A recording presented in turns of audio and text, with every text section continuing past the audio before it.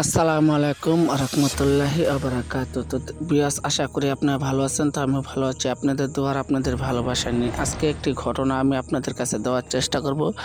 ঘটনাটি পাঠিয়েছে আপনার ময়মনসিংহ থেকে এক ভাইয়ের নাম হলো কি আপনার মোহাম্মদ আলী ভাই। তো মোহাম্মদ আলী ভাইয়ের ঘটনাটি আজকে আপনাদের কাছে তুলে ধরবো। জানি না ঘটনাটি কীরকম হয়েছে না হয়েছে, আপনারা সবাই কমেন্টে জানিয়ে দেবেন। আর যদি কথার ভাষায় যদি আমার ভুল ত্রুটি হয় তো অবশ্যই আপনারা ক্ষমা সুন্দর দৃষ্টিতে দেখবেন। আর এই ঘটনাটি পাঠে উনি আমাকে খুব সুন্দর একটি ঘটনা ওনাদের তরফ থেকে পাঠিয়েছে। মোহাম্মদ আলী ভাইয়ের এই দিক থেকে খুব সুন্দর ঘটনাটি পাঠিয়েছে। তার চেয়ে বড় কথা, আমার প্রবাসী ভাইদেরকে জানাচ্ছি আমি অনেক অনেক শুভেচ্ছা আর অনেক অনেক ভালোবাসার সাথে দিচ্ছি আমি এক বুক ভালোবাসা ওনাদের জন্য। তবে আমার বাংলাদেশি ভাইয়েরা কোনো অংশে কম যায় না, তার জন্য আজকের ঘটনাটি আমি সবার জন্য তুলে ধরছি।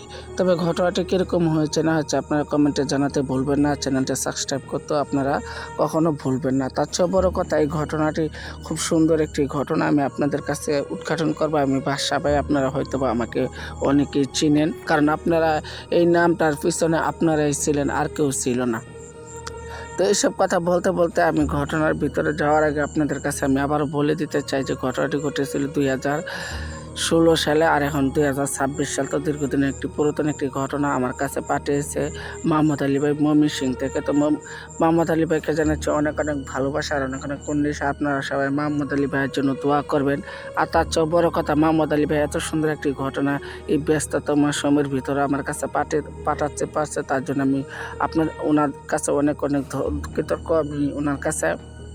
আর যদি আমার কথার ভাষায় যদি ভুল বিয়াদব হয়তো অবশ্যই আপনারা ক্ষমা সুন্দর দৃষ্টিতে দেখবেন। আর তার চেয়ে বড় কথা, আপনাদের জন্য এইসব ঘটনাগুলি তুলে ধরি, কারণ আমি ঘটনা বলতেছি 2017 সাল থেকে, আর এখন 2026 সাল। তো দীর্ঘদিন পুরাতন আমি এই ঘটনা FM এ ঘটনা দিচ্ছি আপনাদেরকে। আর তার চেয়ে বড় কথা যে আপনারা আমার পাশে ছিলেন, আপনারা আমার সাথে ছিলেন বলে আমি এত সুন্দর সুন্দর ঘটনা আপনাদের কাছে আমি উপহার দিতে পারছি। আর তার চেয়ে বড় কথা যে আপনারা ছিলেন বলেই আমি ঘটনাগুলি দিতে আমি সাহস পাচ্ছি। আর এত এত এত ঘটনা আমি আপনাদের কাছে দেই, কারণ শুধু আপনারা আমার ভালোবাসার মানুষ। আর এটি একদম নতুন একটি ঘটনা আমি আজকে আপনাদের সামনে তুলে ধরার চেষ্টা করব। আর এই ঘটনাটি একদম রিয়েল। আর আপনারা হয়তো বা জানেন যে আমি কখনো কোনো ঘটনা আপনাদের কাছে দেওয়ার আগে আমি সম্পূর্ণ ঘটনা পর্যবেক্ষণ করে নেব, কি আমি যাচাই বাছাই করে তারপরে আপনাদের কাছে ঘটনাগুলি বলি।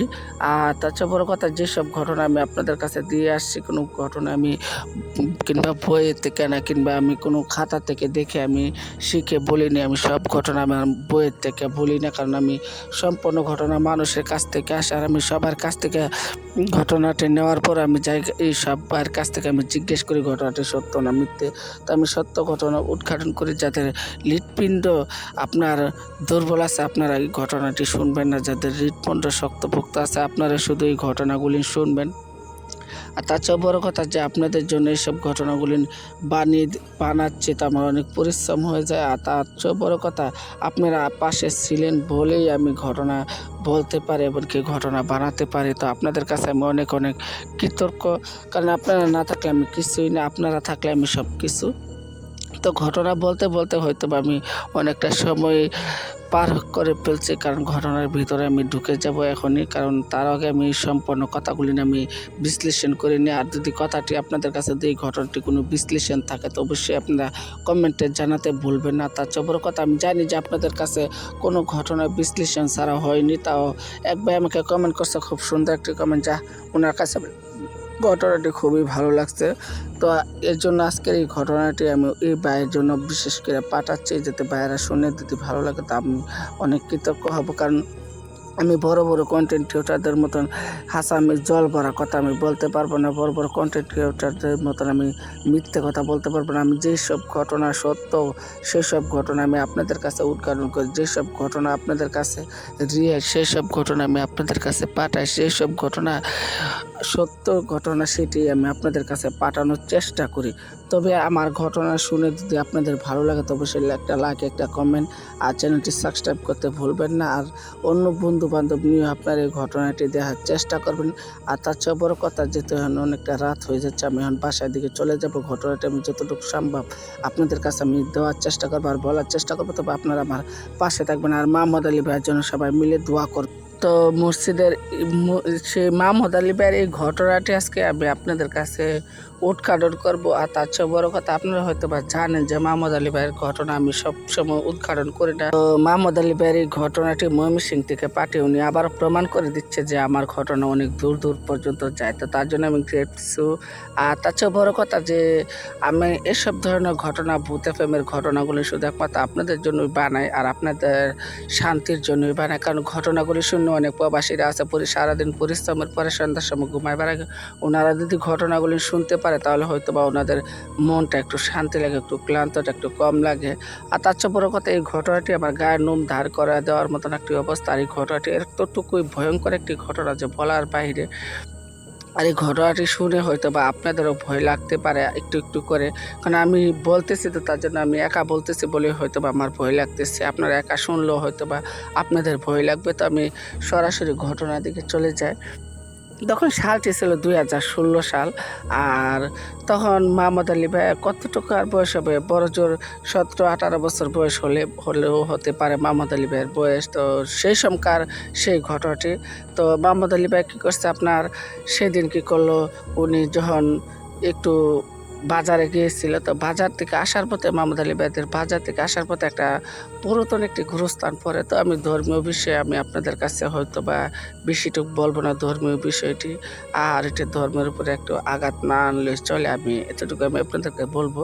তো সেখানে একটা পরিত্যক্ত একটা গুরুস্থান পড়ে। তো সেই গুরুস্থানটা খুব বেশি ভয়ঙ্কর ছিল, এত পরিমাণ ভয়ঙ্কর যে বলার বাহিরে। তো উনি সেই জায়গাতে আসতে গিয়ে তো উনি বাজার যেতে গেছে। তো উনি বাজার যেতে যেতে একটু সন্ধ্যা হয়ে গেছে। তো ওনার বাড়ি থেকে ওনার বাজারটা অনেকটা দূরে, প্রায় 10-15 কিলোমিটার রাস্তা দূরত্ব হতে পারে বাজারটা। তো উনি সেই বাজারে গিয়েছিলেন উনি ওই গরুর জন্য কিছু খাবার আনার জন্য। তো গরুর জন্য খাবার আনতে গিয়ে উনি আস্তে আস্তে প্রায় রাত 8টা-9টা হয়ে গেছিলো। তো তখন রাস্তাঘাটে কোনো লোকজন ছিল না বললেই চলে। তো রাস্তাটা একদম পুরা ফাঁকা ফাঁকা ফাঁকা একটা রাস্তাটা আর কি, এরকম একটি ভাব। তো সেই রাস্তাটা যখন উনি আসতেছিল তখন উনি গাটা একটু চমকে উঠলো, আর গাটা যেন শিহরণ মেরে উঠলো, আর গায়ের নোমটি যেন নিজে থেকে দাঁড়িয়ে যেতে লাগলো। তো উনি একা মানুষ, কোনো আশেপাশে কোনো লোকজন নেই। তো উনি মানে একটু ভিতর থেকে একটু ভয় পাচ্ছিল, তারপর উপর থেকে একটু সাহসিকতার একটা পরিস্থিতি ছিল, এরকমটা লাগতেছিল। তো উনি কী করলো, সেখানে যেতে গিয়ে উনি খুব বেশি ভয় পেয়ে উনি সেদিকটা যেতে এসেছিল। তখন উনি হঠাৎ করে উনি শুনতে পেল যে ঝিঁঝি পোকার আওয়াজ। আর সেদিন সম্ভবত আমাবস্যা ছিল, আপনারা হয়তো বা জানেন যে আমাবস্যা লাগলে একদম ঘুটঘুটি অন্ধকার হয়ে যায়। তো সেই সময় কী করছে আপনার, আমাবস্যা ঘুটঘুটি অন্ধকারে উনি ঝিঁঝি পোকার ডাক শুনে খুব বেশি ভয় পেয়ে যায়। আর ভয়ের চোটে উনি যেই না আসতে যাবে ঠিক তখনই উনি দেখতে পায় যে সেই গুরুস্থানটার ভিতরে কেউ বা কারা যেন একদল মানুষ সেখানে আপনার লাশকে থামানোর জন্য জানাজা পড়াচ্ছে। তো সেই লাশটাকে জানাজা পড়াচ্ছে এরকমভাবে জানাজাটা পড়াচ্ছিল যে উনি খুব বেশি ভয় পেতেছিল। তখন উনি কী করলো, যে আজ্ঞায় যেতেছিল যে জানাজাটা উনি পড়বে। তো উনি কী করলো, সেখানে জানাজা পড়ার জন্য উনি কী করলো, দাঁড়িয়ে গেল। তখন উনি জানাজা পড়তেছিল, তখন জানাজা ফিরায় দেখে যে আশেপাশে কোনো লোকজনই নেই। আর এত এত লোকজন সেখানে ছিল, একটা লোকজন উনি। তখন উনি ভয় পেয়ে যায়। আর ভয় পেয়ে উনি কী করে, আসার জন্য উনি রওনা দিয়ে দেয়। তো ঠিক তখনই উনি দেখতে পায় যে সেখানে আরও যেন কিছু লোকজন একটি লাশ কাঁধে করে নিয়ে আসতেছিল। একদল মানুষ দেখে উনি ভাবলো হয়তো বা সেখানকার সেই লোকজন হয়তো বা ওনাকে সাপোর্ট সিস্টেম দেবে, এমনকি সেখানকার সেই লোকজন হয়তো বা ওনাকে একটু সাহস দেবে। কিন্তু উনি বুঝতেও পারতেছিল না যে সেই লোক আসলে কোনো লোকজন ছিল না। তো উনি সেই লোকের ভিড়ে ভিসে উনি কী করলো, আবারও সেখানে জানাজা দাঁড়ায় গেল। তো উনি সেখানে জানাজা পড়াতেই হঠাৎ করে উনি আবারও দেখতে পেল যে জানাজার যত লোকজন ছিল সব যেন কোথাও যেন গায়েব হয়ে গেল। তখন উনি ভয়ে একদম আত্মহারা হয়ে গেল। তখন ওনার পকেটে শুধু এক প্যাকেট যে বিড়ি ছিল, সেটি ছিল আপনার আকিস বিড়ি। তো তখনকার আকিস বিড়ি খুব ফেমাস ছিল গ্রাম অঞ্চলের দিকটা। তো উনি কী করলো, সেখান থেকে এই এক প্যাকেট থেকে একটা আকিস বিড়ি উনি কী করলো, ধরা টান দিতে লাগলো। তখন আকিস বিড়িটা টান দিতে লাগলো, ঠিক তখনই ওনার চোখের সামনে উনি দেখতে পেল যে একটা বড় জোর 10-11 বছর একটি মেয়ে ওনার চোখের সামনে আসলো। তো সেই মেয়েটি এসে ওনার দিকে এরকমভাবে তাকিয়েছিল। তো একটি মেয়েটি চাওয়ার দিকে যেন একটি রহস্য একটি ভাব ছিল। তো মেয়েটি চাউনির ভিতরে একটা রহস্য ছিল। তো সেই রহস্যটা উনি কিছুতেই উদ্ঘাটন করতে পারতেছিল না। তখন সেই মেয়েটিকে জিজ্ঞেস করলো যে তোমার নাম কি? তখন মেয়েটি বলল যে আমার নাম হলো গিয়া আপনার এটি বলে উঠলো যে আমার নাম হলো গিয়া রূপালী। তখন এই কথাটা শুনে উনি ভয় পেয়ে যায়। তো যে উনি ভয় পায়নি, তখন ভাবলো তো তুমি কোথায় যাবে? তখন বললো যে আমি এমন একটি গ্রামে যাবো, সেই গ্রামের ভিতরে আমার খালার বাড়ি। তখন সেই মেয়েটির কথা শুনে তখন বলে উঠলো মাহমুদ আলী ভাই যে তো ঠিক আছে, তাহলে তুমিও আমার সাথে চলো, কারণ তোমার খালার বাড়িটা আমার বাড়ি থেকে বেশিটা দূরে না, একদম কাছাকাছি। তখন এই কথাটা শুনে সেই মেয়েটিকে উনি সাথে নিয়ে যেতেছিল।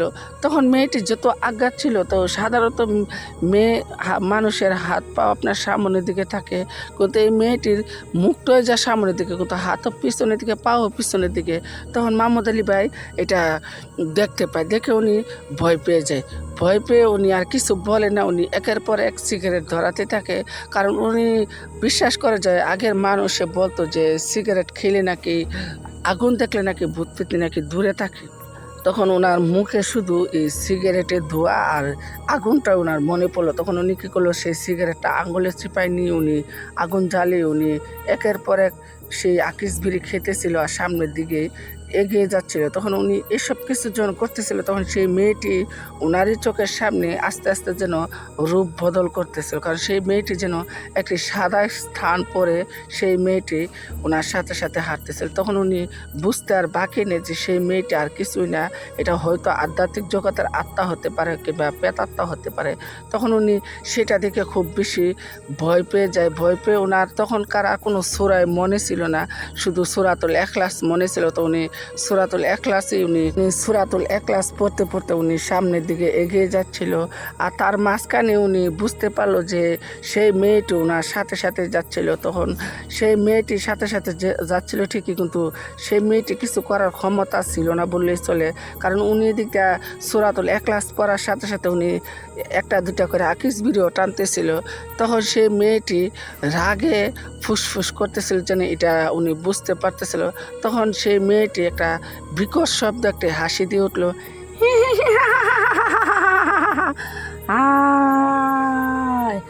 আজ তোদেরকে খেয়ে ফেলবো।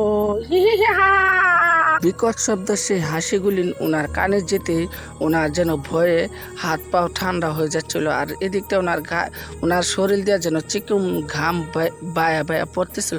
এত সব ঘটনার ভিতরে মাহমুদ আলী ভাই যেন ওনার সারা শরীর দিয়ে চিকুন ঘাম বেয়ে বেয়ে পড়তেছিল। তো উনি ভয় না পেয়ে সামনের দিকে ঘটনাগুলি ওনার সাথে তৎক্ষণিক সময় ঘটতেছিল। আর উনি ভয়ের ছুটে সব ঘটনার ভিতরে উনি সাহস করে ওনার মতন করে উনি এগিয়ে যাচ্ছিল। ঠিক তখনই উনি বুঝতে পারলো যে সেই সব আত্মাকে উনি দূরে ঠেলার মতন কোনো ভাও নেই। তখন উনি সূরাতুল ইখলাস পড়তেছিল আর আকিস বিড়ি খাচ্ছিল, খেয়ে খেয়ে উনি সামনের দিকে এগিয়ে যাচ্ছিল। তখন প্রায় আমি ঘড়ির টাইম যদি আনুমানিক দূরে, তো তখন প্রায় 2টা থেকে 2:30 নাগাদ হতে পারে। তো ঠিক সেই টাইমে উনি একা একাই সেই হাওর দিয়ে সেই গুরুস্থানের পাশ দিয়ে উনি আসতেছিল। আর এমনিতেই গুরুস্থানের এই রাস্তাটা আপনার দোষী হিসাবে সবাই জানতো, এটা পরিত্যক্ত থাকার কারণে এই রাস্তাটা, কোনো লোকজন না থাকার কারণে এই রাস্তাটা একটা পরিত্যক্ত হয়ে গেছিলো। কারণ এটা শুধু মানুষ দিনের বেলায় চলাফেরা করে আর রাত্রেবেলা কোনো লোকজন এখানটা চলাফেরা করে না, কারণ রাত্রেবেলা ওনাদের বাড়ির পাশে রাস্তা দিয়ে ওনারা চলাফেরা করে। তো এইসব কিছু ওনাদের সাথে ঘটতেছিল। আর এবার এরকমভাবে ঘটতেছিল যে উনি ভয়ের চোটে চিৎকার করতেছিল আর বলতেছিল যে তুমি আমাদেরকে এখানে। মাহমুদ আলী ভাই সেখানে ভয়ে ভয়ে উনি সামনের দিকে এগিয়ে যাচ্ছিল, কিন্তু উনি পিছনে ফিরতেছিল না। তবে এত সব ডাকাডাকি সেই মেয়েটা করতেছিল, তবে অদ্ভুতভাবে যেন মাহমুদ আলী ভাই যেন উনি ওনার মতন করে হেঁটে যাচ্ছিল। তবে উনি ভয়ের চোটে ঘেমে নিয়ে 100 অবস্থা। আর এই দিকটা ঝিঝি পোকার ডাক আর আমাবাসা অন্ধকারের কারণে উনি কিছুই দেখতে পারতেছিল। তো ভাই যে তার সাথে এইসব ঘটনাগুলি ঘটে শুধু একমাত্র সেই বুঝতে পারে যে আসলে সেখানে কি ঘটছিল আর কী বা ঘটতেছিল ওনাদের সাথে। তো এরকমভাবে উনি ওনার মতন করে হেঁটে হেঁটে যেতে যেতে উনি সিগারেট বিড়ি একের পর এক খেয়ে যাচ্ছিলো, বিড়ি একের পর এক খেয়ে যাচ্ছিলো। তবে উনি যেন বিড়ি খাওয়াটা থামাচ্ছিলই না। তবে এদিকটা ওনার চোখ মুখ একদম লাল গোলম হয়ে গেছিলো বিড়ি খেতে খেতে, আর ঠোঁট মুখ যেন কালা হয়ে গেছিলো, মুখ একদম তিতা বিষ হয়ে গেছিলো। তারপরে উনি বিড়ি খাওয়া ছাড়ছিল না, এরকমভাবে উনি বিড়ি খাচ্ছিল। তো একের পর এক বিড়ি খেতে খেতে ওনার চোখ মুখ লাল করে ফেললো। আর এমনকি যার সাথে এইসব ধরনের ঘটনাগুলি ঘটে পায় একমাত্র সে বুঝতে পারে যে আসলে তার সাথে কি ঘটেছিল। তো সেই রাতে মাহমুদ আলী ভাই একা একাই উনি আসতেছিল, আর উনি ভয়ে আতঙ্কে একদম ভয়ের ছুটে উনি কী করবে না করবে উনি কিছুই ভেবে পাচ্ছিল না। এমনকি আশেপাশে কোনো লোকজনও নেই যে ওনাকে বাঁচাবে। যত গ্রাম অঞ্চলে আপনার রাত 2টা বাজা মানে মধ্যরাতে, এমনিতেই 6টা 7টা বাজলে মানুষ খেয়ে দিয়ে ঘুমিয়ে যায়, তো এমনিতে মধ্যরাত হয়ে যায় গ্রাম অঞ্চলের দিকে। আর সেদিকে রাত 2টা 3টার দিক দিয়ে এরকম ঘটনা যদি ওনার সাথে ঘটে তো আসলে কিছু বলার নেই। তবে আশেপাশে খেকশিয়ালও আপনার পাশাপাশি একটু একটু ডাক ছাড়তেছিল খেকশিয়ালে। তবে খেকশিয়ালের ডাক ওনার কানে বেশি আসতেছিল ঠিকই, কিন্তু উনি ভয়ে ভয়ে উনি সিগারেট খেতে খেতে বিড়ি খেতে খেতে উনি সামনের দিকে এগিয়ে যাচ্ছিল। তো তখনকার ফেমাস বিড়ি ছিল আকিস বিড়ি, তো সেই আকিস বিড়ি খেতে খেতে উনি সামনের দিকে এগিয়ে যাচ্ছিল। আর সূরা ইখলাস পড়তেছিল, যত দ্রুত সম্ভব উনি সূরা পড়তেছিল, আর সামনের দিকে লম্বা লম্বা কাইক ফালিয়ে উনি সামনের দিকে যাচ্ছিল। তো এসব ঘটনাগুলি ওনার সাথে তৎকালীন সময় ঘটার পরে উনি খুব বেশি ভয় পেয়ে যায়। ভয়ের ছুটে উনি কান্নাকাটি করতে থাকে আর বলে, হে আল্লাহ তুমি আমাকে রক্ষা করো, আর এখান থেকে আমাকে মুক্তি দাও। তবে যেন ওনাকে যেন সেখান থেকে কিছুতে যেন মুক্তি দেওয়ার মতন কোনো অবস্থান কিংবা অবকাশই ছিল না বললেই চলে। তো উনি সেখানে ভয়ে ভয়ে কান্নাকাটি করতে থাকে আর চিৎকার করতে থাকে আর বলতে থাকে আল্লাহ আমাকে রক্ষা করো। তো ওনাকে রক্ষা করার মতন কোনো লোকজন ছিল না। তো উনি একাই হেঁটে যাচ্ছিল, আর সেই 11-12 বছরের মেয়েটা যেন দেখতে দেখতে যেন সেটা একটা প্রেতাত্মা রূপে পরিবর্তিত হতে লাগলো।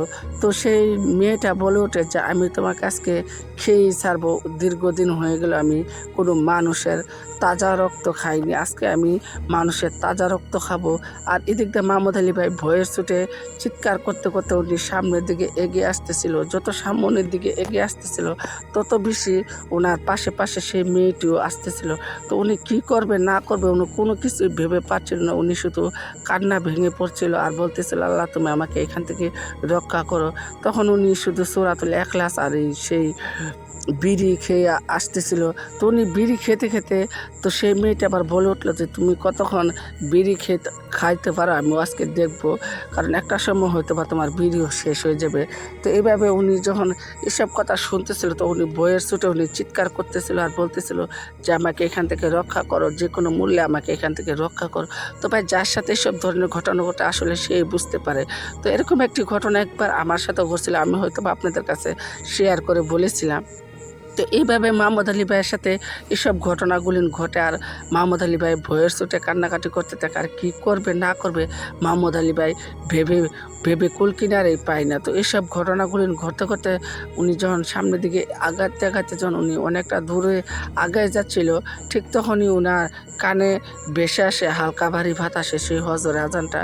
তখন হজর আজানটা ভেসে আসতে সে আত্মাটা চলে যাওয়ার আগে বলে যায় যে আজকে তুমি হয়তো বা আমার কাছ থেকে রেহাই পাইছো, পরবর্তীতে হয়তো বা তুমি আমার কাছ থেকে আর রেহাই পাইবে না, তোমাকে আমি শেষ দিন করেই ছাড়বো। তখন মাহমুদ আলী ভাই সেই কথাটা শুনে একটা দূরকে দিল। দূর দিয়ে উনি একটি বাড়ির নাম আছে বিছরার ভিতরে পড়েছিল। আপনার দেশে কি বলে বিছরাকে আমি জানি না, তো আমাদের দেশে বিছরাই বলে কিংবা খলা বলে। তো উনি সেখানে পড়েছিল। তখন সেই বাড়ির কিছু মানুষ দেখে ওনাকে তুলে নিয়ে ওনার সারা শরীরে চোখে মুখে পানি দেওয়ার পরে উনি জ্ঞান ফিরে সকাল 7টা-8টা বাজে ওনার জ্ঞান ফিরার পরে উনি সম্পূর্ণ ঘটনা সবার সাথে শেয়ার করার পরে উনি ওষুধ পানি খাওয়ার পরে এখন উনি একটু সুস্থ হয়েছিল। তো সুস্থ হওয়ার পরে জানি না যে ওনার সাথে আর এসব ঘটনা ঘটছিল কিনা। তো যদি বা আমার কাছে আসা এই ঘটনাটি আপনাদের ভালো লাগে তো অবশ্যই আপনারা চ্যানেলটি সাবস্ক্রাইব করতে ভুলবেন না। আর তাছাড়া আপনারা সবাই মিলে মাহমুদ আলী ভাইয়ের জন্য দোয়া করবেন, যাতে উনি এত সুন্দর একটি ঘটনা আমাদের কাছে উপহার হিসাবে দিতে পারছে, পার্সোনাল ওর ছবি উনি পাঠাতে পারছে। তো আমি খুব খুশি আর খুব হ্যাপি যে উনি এত সুন্দর একটি ঘটনা পাঠাইছে। তো আপনাদের কাছে আর কি বলবো, পরবর্তী ঘটনা দেখার জন্য আপনারা সবাই আমার সাথে থাকবেন আর আমার চ্যানেলটি অবশ্যই আপনারা সাবস্ক্রাইব করতে ভুলবেন না। ভৌতিক অন্ধকার আপনারা অবশ্যই দেখার চেষ্টা করবেন। আর তার চেয়ে বড় কথা, আপনারা সবাই আমার পাশে থাকলে চলবে, আর কিছুই আমি চাই না। তো আপনারা ভালো থাকেন, সুস্থ থাকেন। এ পর্যন্তই আমার অডিয়েন্সটা আপনাদের কাছে ছিল। যদি ভালো লাগে তো কমেন্টে জানিয়ে দেবেন। আল্লাহ হাফেজ।